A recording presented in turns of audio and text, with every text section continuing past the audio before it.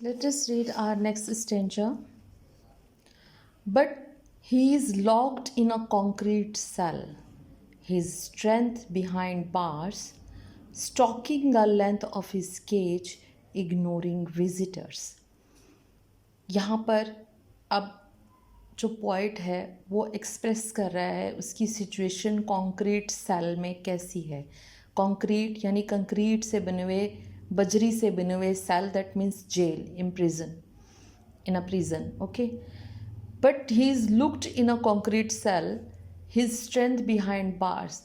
Then poet expresses that he is helpless, he cannot use his strength because he lies behind the bars. वो सलाखों के पीछे है, वो कंक्रीट के सेल में रेत बजरी के बने हुए कमरे में बंद है और उसकी जितनी भी ताकत है वो सलाखों के पीछे है. Stalking the length of his cage, again stalking means moved quietly from here to there. तो वो इधर से उधर सिर्फ जितनी उसकी केज की लेंथ है, जितनी उसके पिंजरे की लंबाई है, बस इधर से उधर उतना ही वो टहल सकता है. इग्नोरिंग विजिटर्स, क्योंकि वो ज़ू में है, ज़ू में पिंजरे में बंद है. ऑब्वियसली वहाँ पर विजिटर्स उसको देखने के लिए आते होंगे. अब उसको कोई फ़र्क नहीं पड़ता है कि उसको कौन देखने के लिए आ रहा है, वो बस चुप शांति से अपने एनक्लोज़र में इधर से उधर टहल रहा है. अब लिटरेरी डिवाइसेस की बात करें तो बिहाइंड बार्स, कॉन्क्रीट सेल, तो सेम कॉन्सोनेंट वर्ड से स्टार्ट हो रहे हैं वो, बिहाइंड बार्स, ठीक है. तो यहाँ पे एलिट्रेशन यूज़ किया गया है. अगेन यहाँ पर इन फर्स्ट लाइन ही में ई, लॉक्ड में ई, कंक्रीट में ई, सेल में ई, जो वॉवल है बहुत यूज़ किया गया है, इसलिए वहाँ पे एसोनेंस लिटरेरी डिवाइस यूज़ की गई है. इमेजरी, डेफिनेटली इमेजरी, क्योंकि यहाँ पर भी वो इमेजिनेशन कर रहा है, पोएट इमेजिन कर रहा है, सीन क्रिएट कर रहा है रीडर के सामने, जैसे पढ़ने पर हम लोगों को पता लग रहा है कि उसके साथ ऐसा होता होगा, ठीक है. तो यहाँ पे इमेजरी लिटरेरी डिवाइस यूज़ की गई है. Now we read the last stanza of this poem.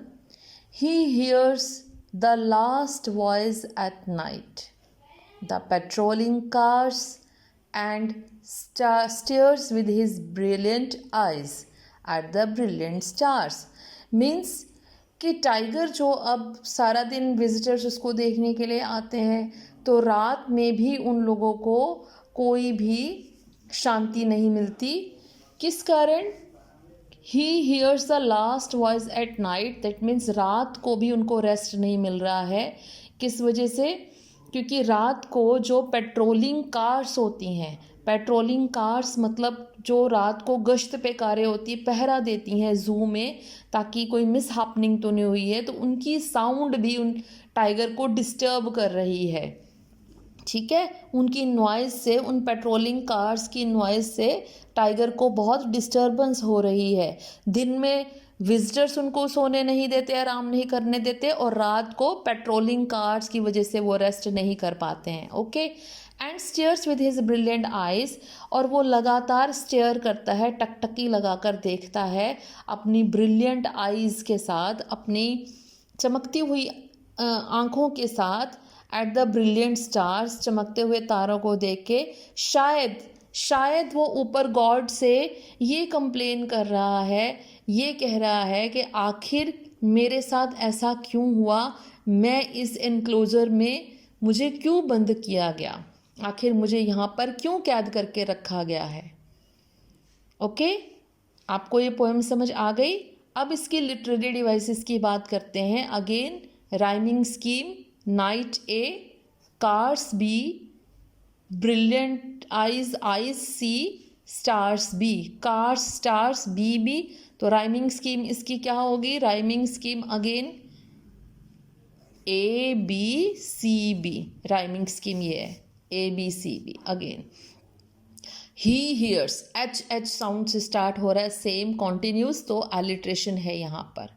Imagery definitely imagery है, क्योंकि यहाँ पर भी पोएट जो है सीन जो है क्रिएट कर रहे हैं। और in this line with I, his I, brilliant में आई 2 टाइम्स, तो आई जो है साउंड बहुत प्रोमिनेंट है, इसलिए हम यहाँ के कहेंगे ये आई वॉवल है, तो एसोनेंस का यूज़ किया गया है।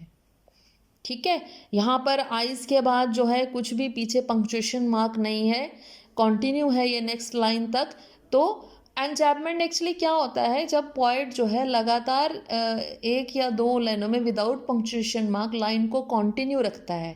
दैट मीन्स उसके पीछे कोई फुल स्टॉप, कोई सेमीकोलन, कोई कुछ भी नहीं होता, कोई कॉमा नहीं होता, और वो नेक्स्ट लाइन तक उसको कंटिन्यू रखता है, तो उसमें बोलते हैं यहाँ पर एनचैपमेंट लिटरेरी डिवाइस यूज़ की गई है। ओके, आई होप आपको अच्छी तरह ये पोएम समझ आ गई होगी। तो we will meet in the next video. Till then, good bye.